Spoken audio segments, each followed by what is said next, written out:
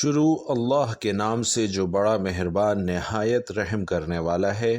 جو شخص جمعے کے دن یہ سورت پڑھتا ہے، اللہ سے جو کچھ مانگتا ہے اللہ عطا فرما دیتا ہے۔ محترم ناظرین، آج کے وظیفے کی یہ تسبیح بہت اہم ہے۔ یہ اللہ کی لاڈلی تسبیح ہے اور انتہائی آسان ذکر ہے کہ جسے نہ صرف بڑے بلکہ چھوٹے بچے بھی انتہائی آسانی سے کر سکتے ہیں۔ ایسی خیر و برکت والی تسبیح ہے کہ اس کو پڑھنے سے ہر پریشانی، مصیبت، دکھ، تکلیف دور ہو جاتی ہے اور انسان کی ہر حاجت اللہ کے فضل و کرم سے پوری ہو جاتی ہے۔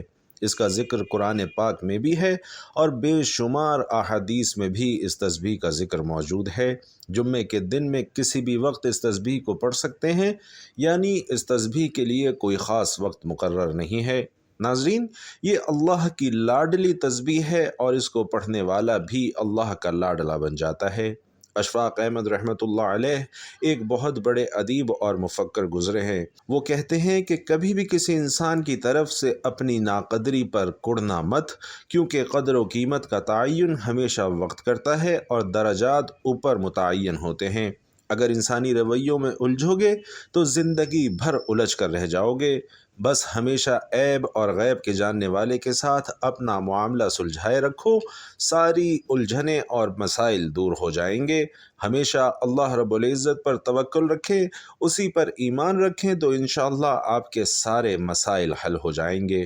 ناظرین، امام غزالی رحمۃ اللہ علیہ کے پاس ایک شخص آتا ہے اور کہتا ہے کہ مجھے فلاں مسئلہ ہے، میں بے حد پریشان ہوں۔ تو امام غزالی نے کہا کہ تم استغفار کیا کرو۔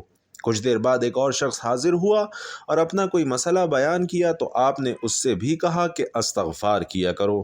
پھر کچھ دیر بعد ایک تیسرا شخص حاضر ہوا اور اپنی پریشانی اور مصیبت کا حل دریافت کیا تو آپ نے اسے بھی کہا کہ استغفار کیا کرو۔ قریب بیٹھا ایک دوست جو یہ سب دیکھ رہا تھا کافی حیران ہوا اور کہنے لگا کہ حضرت، آپ کے پاس جو بھی اپنا مسئلہ لے کر آتا ہے آپ اسے ایک ہی عمل بتاتے ہیں کہ استغفار کیا کرو، حالانکہ ان تینوں کے مسئلے الگ الگ نوعیت کے ہیں۔ تو امام غزالی نے فرمایا کہ کیا تم نے سورہ نوح نہیں پڑھی؟ حضرت نوح علیہ السلام اپنی قوم کو کیا فرما رہے ہیں کہ اے لوگو، استغفار کرو اللہ تمہیں اولاد دے گا، استغفار کرو اللہ تمہیں مال دے گا، اللہ تبارک و تعالی تمہیں رزق دے گا، اللہ کھیت دے گا، باغات دے گا، بارش برسائے گا۔ لہٰذا ہر مسئلے کا حل تو استغفار ہے، لہٰذا اس لیے میں نے سب کو استغفار کرنے کا مشورہ دیا ہے۔ اللہ والو، استغفار کرنا دراصل اللہ رب العزت کے ساتھ اپنے معاملات کو درست کرنا ہے، اور پھر جب اللہ کے ساتھ بندے کا معاملہ درست ہو جائے تو ہر مسئلہ خود بخود حل ہونے لگتا ہے۔ لوگ آپ کو دکھ دیں گے اور جان لو کہ ہمارے نبی رحمت صلی اللہ علیہ وسلم سے زیادہ کس کو دکھ دیا گیا۔ جب لوگ نبی کو دکھ دے سکتے ہیں، یعنی ایک بہترین اخلاق کے حامل اور سچے ترین صادق و امین کو دکھ دیا جا سکتا ہے، تو پھر آپ کی ہماری کیا حیثیت ہے؟ لوگ ہمیں بھی دکھ دیں گے، اپنے بھی دکھ دیں گے، بیگانے بھی دیں گے۔ ہو سکتا ہے کہ کام پر موجود دوسرے کولیگز ہی آپ کو دکھ دے رہے ہوں، لیکن ہمیشہ یاد رکھیں کہ دکھ تو نبیوں کی میراث ہے۔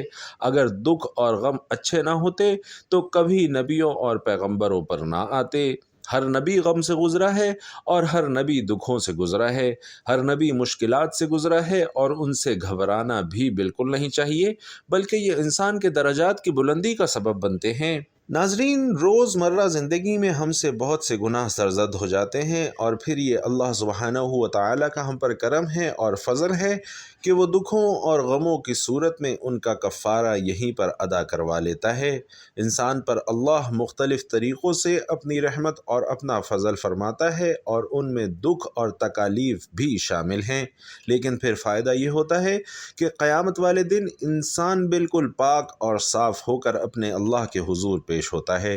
حدیث مبارکہ کے الفاظ ہیں کہ قیامت والے دن کچھ لوگ بالکل صاف شفاف ہو کر آئیں گے اور ان کا نامہ اعمال بالکل صاف ستھرا ہوگا، اور کہا جائے گا کہ یہ وہ لوگ ہیں جن کو دنیا میں بڑی بڑی مصیبتوں اور تکلیفوں کا سامنا کرنا پڑا، لیکن ان لوگوں نے ان مصیبتوں اور تکلیفوں پر اللہ کے فضل سے صبر کیا، اور آج اس کے نتیجے میں یعنی قیامت والے دن ان کے اعمال میں کوئی گناہ بھی نہیں ہے، یعنی ان کے اعمال ناموں میں صرف اچھائیاں ہی اچھائیاں ہیں۔ لہٰذا بے شک اللہ سبحانہ و تعالی صبر کرنے والوں کو بشارت دیتا ہے اور فرماتا ہے کہ تمہیں فرشتوں کی جانب سے سلام پیش کیا جائے گا، اور خود اللہ سبحانہ و تعالی اپنے ایسے بندوں پر سلام بھیجتا ہے۔ اور جان لیجئے کہ قرآن میں صبر کا لفظ تقریباً 100 بار آیا ہے، اور جنتیوں کی سب سے بڑی خوبی ہی صبر ہے کہ یہ صبر کیا کرتے تھے، یعنی غم پر صبر، برے رویوں پر صبر، اور صبر کا مطلب یہ ہے کہ برداشت کر لیا کرتے تھے، لڑائی جھگڑا نہیں کرتے تھے، اور بلا وجہ کوئی پھڈا نہیں ڈالتے تھے۔ اپنے غصے کو پی گئے تو غصے کو پی جانے والے ہی اللہ تبارک و تعالی کو بے حد پسند ہیں۔ آج ہم گناہوں کے سمندر میں غرق ہیں، قدم قدم پر رب کریم کی نافرمانیاں کر رہے ہیں، ہماری صبحیں، ہماری شامیں، ہماری راتیں معصیتوں سے آلودہ ہیں۔ نفس و شیطان کے چنگل میں پھنس کر ہم اپنے رحیم اور مہربان پروردگار کی بغاوت کے مرتکب ہو رہے ہیں۔ دنیا کی محبت نے ہمیں آخرت سے غافل کر رکھا ہے، اور اس فانی، عارضی اور ختم ہو جانے والی زندگی کو ہم نے اپنا مطمع نظر بنایا ہوا ہے۔ خوف خدا، خوف آخرت اور بارگاہ الہی میں حاضری کا احساس معدوم ہوتا جا رہا ہے، اور نتیجہ ہمارے سامنے ہے۔ کثرت ذنوب نے ہم پر آفات و بلیات اور آصائب و آلام کے وہ پہاڑ توڑے ہیں کہ الامان الحفیظ۔ حالانکہ کتاب و سنت ہمیں اس بات سے آگاہ کرتے ہیں کہ انبیاء کرام علیہم السلام کے علاوہ کوئی فرد بشر معصوم نہیں، ہر انسان سے خطا اور غلطی کا صدور ہو سکتا ہے، لیکن بہترین خطا کار وہ ہے جو اپنے کیے پر نادم اور شرمسار ہو، جسے اس حقیقت کا احساس ہو کہ میرا بد عمل محفوظ کر لیا گیا ہے، اور میرا رب مجھ سے اس بارے میں یقیناً پوچھے گا۔ یہی وجہ ہے کہ صاحبان ایمان کو بار بار گناہوں کے تریاق کی طرف متوجہ کیا گیا ہے۔ قرآن کریم کی 10 آیات مبارکہ توبہ اور استغفار کی اہمیت بیان کرتی ہیں۔ سینکڑوں احادیث مبارکہ میں انابت اور رجوع الی اللہ پر روشنی ڈالی گئی ہے کہ ایسا نہ ہو کہ بندہ گناہ کا ارتکاب کرنے کے بعد مایوس اور پریشان ہو جائے، بلکہ کتاب مبین میں خطا کاروں کے واسطے صاف صاف اعلان کر دیا گیا ہے کہ اللہ کی رحمت سے نا امید نہ ہو۔ پھر سچے دل سے استغفار اور توبہ، اور باری تعالیٰ کے سامنے اقرار معصیت کی خیر و برکات دونوں جہانوں میں نصیب ہوتی ہیں۔ ایک حدیث مبارکہ میں جناب رسول اللہ صلی اللہ علیہ وسلم نے ارشاد فرمایا کہ جو کوئی استغفار کو لازم پکڑے، اللہ اس کے لیے ہر تنگی میں آسانی، ہر غم سے دوری کا سامان پیدا فرمائیں گے، اور اسے ایسی جگہ سے رزق نصیب فرمائیں گے جہاں سے اس کا گمان بھی نہیں ہوگا۔ جبکہ دوسرے حدیث مبارکہ میں ارشاد فرمایا گیا کہ قیامت کے روز جو شخص اپنے اعمال نامے میں استغفار کی کثرت پائے، اس کے لیے خوشخبری ہے۔ ناظرین، بعض لوگ یہ کہتے سنائی دیتے ہیں کہ ہم توبہ کے باوجود گناہوں سے باز نہیں آ رہے، تو پھر ایسی توبہ اور ایسے استغفار کا کیا فائدہ؟ حالانکہ حدیث مبارکہ میں رسول اللہ صلی اللہ علیہ وسلم نے فرمایا کہ جو شخص استغفار کرتا رہے اسے گناہ پر اصرار کرنے والا نہیں سمجھا جائے گا، اگرچہ دن میں 70 مرتبہ وہ اس گناہ کا ارتکاب کیوں نہ کرے۔ مذکورہ احادیث مبارکہ کی تشریح میں حضرت علماء کرام فرماتے ہیں کہ گناہ پر اصرار کرنے والا وہ ہے جو استغفار نہ کرے اور گناہ پر شرمندہ بھی نہ ہو، جبکہ ابن الملک رحمۃ اللہ علیہ فرماتے ہیں کہ جو کوئی معصیت اور گناہ کا کام کرے اور اس کے بعد استغفار کر لے اور اظہار ندامت سے کام لے تو وہ برائی پر اصرار کرنے سے نکل گیا۔ بھائیوں اور بہنوں، گناہوں پر شرمسار ہونا، اپنی لغزش کا اقرار کرنا اور اپنے جرم کا اعتراف کرنا وہ مبارک اور بابرکت عمل ہے جس کا توڑ شیطان کے پاس بھی نہیں ہے۔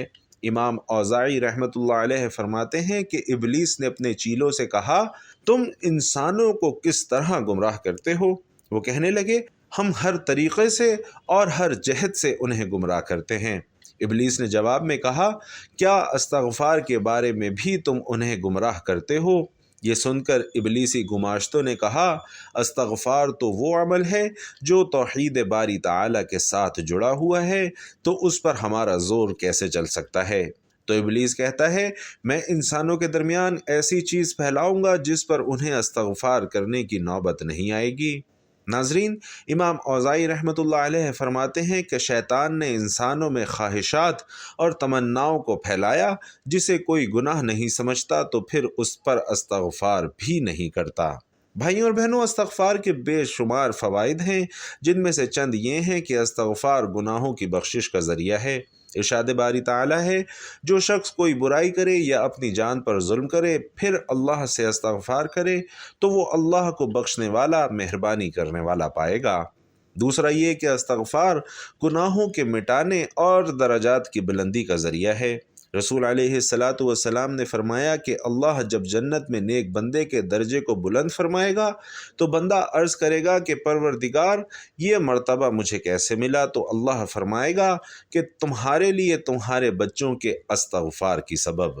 ناظرین، استغفار ہر طرح کی طاقت اور قوت کی زیادتی کا ذریعہ ہے۔ ارشاد ربانی ہے، اے میری قوم کے لوگو، تم اپنے پالنے والے سے اپنی تقصیروں کی معافی طلب کرو اور اس کی جناب میں توبہ کرو، تاکہ وہ برسنے والے بادل تم پر بھیج دے اور تمہاری طاقت پر اور طاقت و قوت بڑھا دے اور تم جرم کرتے ہوئے روگردانی نہ کرو۔ ناظرین، استغفار بندے کے دنیاوی اور اخروی عذاب سے بچاؤ کا ذریعہ ہے۔ اللہ تعالیٰ فرماتا ہے، اور اللہ ایسا نہ کرے گا کہ ان میں آپ کے ہوتے ہوئے ان کو عذاب دے، اور اللہ انہیں عذاب نہیں دے گا اس حالت میں کہ وہ استغفار بھی کرتے ہوں۔ نبی کریم صلی اللہ علیہ وسلم نے فرمایا کہ بندہ عذاب الہی سے محفوظ رہتا ہے جب تک وہ استغفار کرتا رہتا ہے۔ بھائیوں اور بہنوں، استغفار نزول رحمت کا سبب بھی ہے۔ ارشاد باری تعالیٰ ہے، آپ نے فرمایا، اے میری قوم کے لوگو، تم نیکی سے پہلے برائی کی جلدی کیوں مچا رہے ہو؟ تم اللہ سے استغفار کیوں نہیں کرتے تاکہ تم پر رحم کیا جائے؟ بھائیوں اور بہنوں، استغفار دلوں کی صفائی کا ذریعہ بھی ہے۔ نبی کریم صلی اللہ علیہ وسلم نے فرمایا کہ مومن بندہ جب گناہ کرتا ہے تو اس کے دل پر ایک سیاہ نقطہ پڑ جاتا ہے۔ اگر وہ گناہ چھوڑ کر توبہ اور استغفار کر لیتا ہے تو اس کا دل صاف ہو جاتا ہے، اور اگر وہ گناہ پر گناہ کیے جاتا ہے تو وہ سیاہی بڑھتی جاتی ہے یہاں تک کہ اس کے پورے دل پر چھائی جاتی ہے۔ یہی وہ رین ہے جس کا ذکر قرآن مجید میں ہے۔ استغفار قربت الہی کا سبب ہے۔ ارشاد باری تعالیٰ ہے کہ اسی نے تمہیں زمین سے پیدا کیا ہے اور اسی نے اس زمین میں تمہیں بسایا ہے، بس تم اس سے معافی طلب کرو اور اس کی طرف رجوع کرو، بے شک میرا رب قریب اور دعاؤں کا قبول کرنے والا ہے۔ استغفار اللہ کی محبت اور اس کے لطف و کرم کا سبب ہے۔ اللہ تعالیٰ فرماتا ہے کہ تم اپنے رب سے استغفار کرو اور اس کی طرف توبہ کرو، یقین مانو کہ میرا رب بڑی مہربانی اور بہت محبت کرنے والا ہے۔ ناظرین کرام، استغفار بعض گناہ کبیرہوں کی بخشش کا ذریعہ بھی ہے۔ نبی کریم صلی اللہ علیہ وسلم نے فرمایا کہ جس نے کہا استغفر اللہ الذی لا الہ الا هو الحی القیوم واتوب الیہ، تو اللہ اس کے گناہوں کو معاف فرما دے گا اگرچہ وہ میدان جنگ سے بھی بھاگا ہوا ہو۔ ناظرین، یہ حدیث مبارکہ ہے، اور جب بھی آپ کو کوئی مشکل، کوئی مسئلہ پیش ہو، کوئی تکلیف درپیش ہو تو اس حدیث مبارکہ کو اپنے سامنے ضرور رکھنا۔ انشاءاللہ اس سے آپ کو بہت زیادہ فائدہ ہوگا۔ جان لیجئے کہ عمر بن عاص نہایت برگزیدہ صحابی گزرے ہیں۔ حضرت عمر کے دور میں مصر کے گورنر رہے ہیں، تو کسی صحابی نے عمر بن عاص رضی اللہ تعالی عنہ سے کہا کہ میں نے نبی کریم صلی اللہ علیہ وسلم سے یہ سنا تھا کہ قیامت کے نزدیک رومی غلبہ پا جائیں گے، اور آج کے حالات بالکل ایسے ہی ہیں۔ رومی یعنی عیسائی لوگ آج کل کافی غلبہ پا چکے ہیں۔ تو عمر بن عاص مسکرائے اور کہنے لگے کہ مجھے اس بات کی سمجھ ہے کہ یہ کیوں غلبہ پا جائیں گے۔ وہ صحابی بہت حیران ہوا اور کہنے لگا کہ آپ کو کیسے معلوم کہ وہ کیسے غلبہ پا جائیں گے؟ تو ابن عاص رضی اللہ تعالی عنہ نے کہا کہ میں نے ان لوگوں پر حکومت کی ہے اور میں ان کو ان کی 5 باتیں بتاتا ہوں، یعنی میں آپ کو ان کے 5 خصوصیات بتاتا ہوں کہ جن کے سبب یہ لوگ غلبہ پا جائیں گے۔ ان کی پہلی خوبی یہ ہے کہ جب بھی ان پر کوئی مشکل آتی ہے تو ایک دفعہ گھبراتے تو ضرور ہیں، لیکن پھر فوراً اپنا محاسبہ کرتے ہیں کہ وہ مشکل کیوں آئی ہے۔ وہ قسمت کو نہیں کوستے رہتے کہ ہائے میں مر گیا، ہائے میں لٹ گیا، میری قسمت برباد ہو گئی۔ نہیں، یہ گھبرائے ضرور تھے، لیکن پھر سوچتے ہیں کہ یہ مصیبت آئی کیوں تھی؟ کیا یہ میرے کسی رویے کی وجہ سے تھی، اور کہیں مجھ سے کوئی غلطی تو سرزد نہیں ہوئی؟ لہٰذا جب بھی ان پر کوئی مصیبت نازل ہوتی ہے تو سب سے پہلے اپنے بارے میں سوچتے ہیں کہ مجھ سے کہاں غلطی ہوئی، یعنی سب سے پہلے اپنے آپ پر انگلی ہونی چاہیے، پھر کسی دوسرے کی جانب، اور یہ باور کر لینا چاہیے کہ کہیں میں نے کسی غلط آدمی کو تو اپنا دوست نہیں بنا لیا تھا، یا میں نے کوئی غلط عادت تو نہیں اپنا لی تھی، یا میں نے زندگی میں اپنا راز کسی غلط آدمی کو تو نہیں دے دیا تھا۔ لہٰذا رومن یعنی عیسائی سب سے پہلے اس مشکل کے بارے میں سوچتے ہیں کہ یہ مشکل آئی کیوں۔ ناظرین، صحیح مسلم کی حدیث بیان کر رہے ہیں کہ رومن کی دوسری خوبی یہ ہے کہ جب بھی ان پر کوئی آفت، کوئی مصیبت نازل ہوتی ہے یا کوئی ٹھوکر پڑتی ہے تو ان کی تبدیل کرنے کی صلاحیت بہت بہترین ہے، یعنی وہ برے حالات میں پھنسنے کے فوراً بعد اپنے آپ کو بحال کر لیتے ہیں۔ اس کی مثال یوں سمجھ لیجئے کہ ایک بندہ انٹرویو میں فیل ہو جاتا ہے تو بجائے اپنی قسمت پر ماتم کرنے یا دوسروں کے ساتھ گلہ شکوہ کرنے کے، وہ اپنی کمی کوتاہی کو دور کرنے کی کوشش کرتا ہے تاکہ اگلی بار وہ اس انٹرویو میں کامیاب ہو سکے، اور اسی کو بحال کرنا کہتے ہیں۔ عمر بن عاص رضی اللہ تعالی عنہ نے بتایا کہ تیسری خوبی ان کی یہ ہے کہ جب یہ دیکھتے ہیں کہ جنگ میں شکست ہو رہی ہے تو اس وقت اپنی ہار تسلیم کر کے بھاگ جاتے ہیں، لیکن پھر ہاتھ پر ہاتھ دھرے نہیں بیٹھتے اور دوبارہ حملہ کرنے کے لیے پہلے سے بہتر تیاری پکڑتے ہیں۔